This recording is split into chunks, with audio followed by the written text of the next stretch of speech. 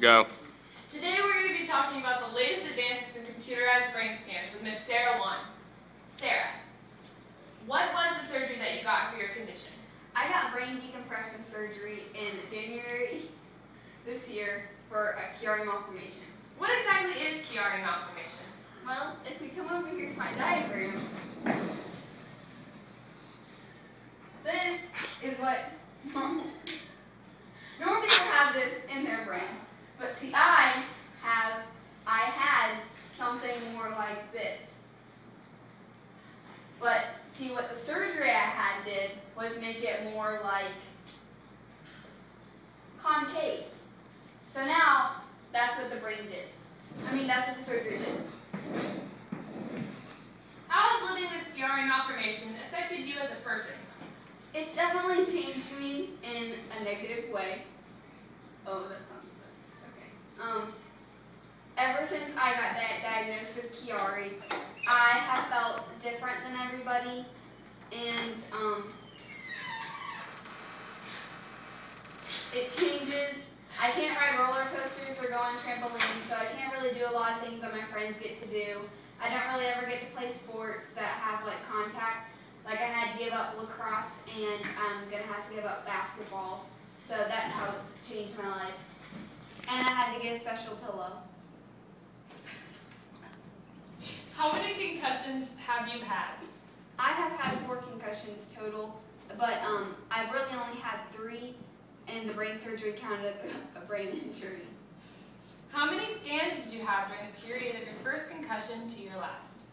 I've had 3 MRIs and 1 CT scan. Did you feel comfortable during your scans? No. No. Okay.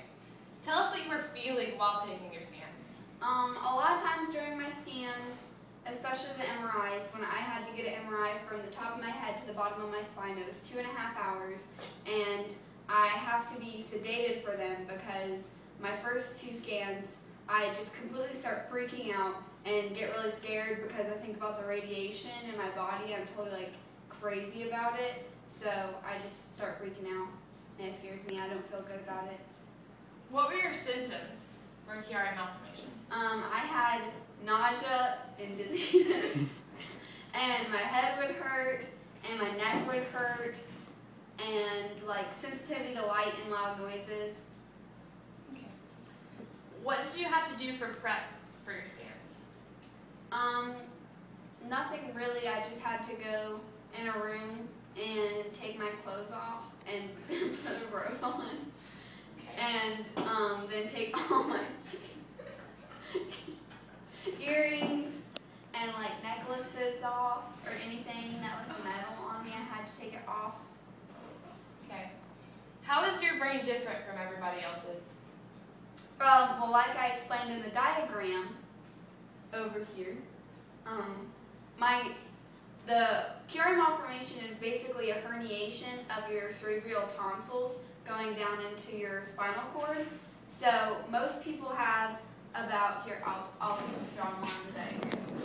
Most people have a line about right here where their brain should not pass. And that's about a 6-millimeter herniation. And that's kind of normal. But mine was about 14 millimeters, so that's more than double how many millimeters it was supposed to be. So that's how my brain is different than everyone else's. What did they do to your brain during surgery? Well, first they took out part of my skull to create more space, and then they used little electro thingies, and they zapped it and made it small. They shrunk the bottom part of it. How has Chiari Malformation affected you in school? Well, since I had my surgery and my headaches, I missed school a lot because sometimes it's just really hard with all the commotion and learning. And if anyone has ever had a concussion before, you know you're not supposed to go to school for a while just because thinking is really stressful for your brain. So the brain surgery and the concussions all together caused me to not be able to think a lot, but I do anyways. It makes my head hurt more. How long were you out of school? After the surgery, I was out of school for I was in the hospital for a week and then at home for about 2 weeks, and I started coming for half days. So in total, it was probably 3 to 4 weeks.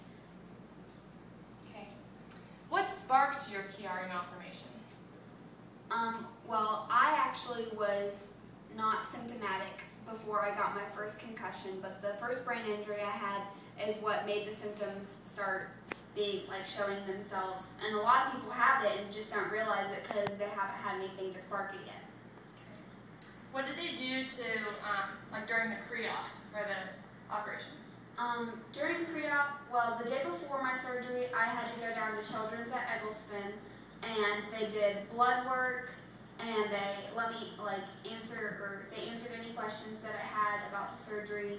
And then on the actual morning of the surgery, I just woke up and went to the hospital, and then they took me back in the room. I had to put a robe on, and they came, and my neurosurgeon actually did his signature on the back of my neck. And I think that's, I think they just have to mark where they're supposed to cut you open, but he just did his signature just to be fun, I guess. So that's what they did. Oh, and they drugged me.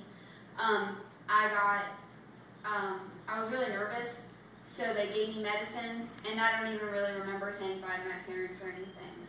So, How did this affect your parents? my parents, well, my mom was really stressed out for a while, and I guess my dad probably was too. And so they were just really nervous for me and stuff, but they were strong for me.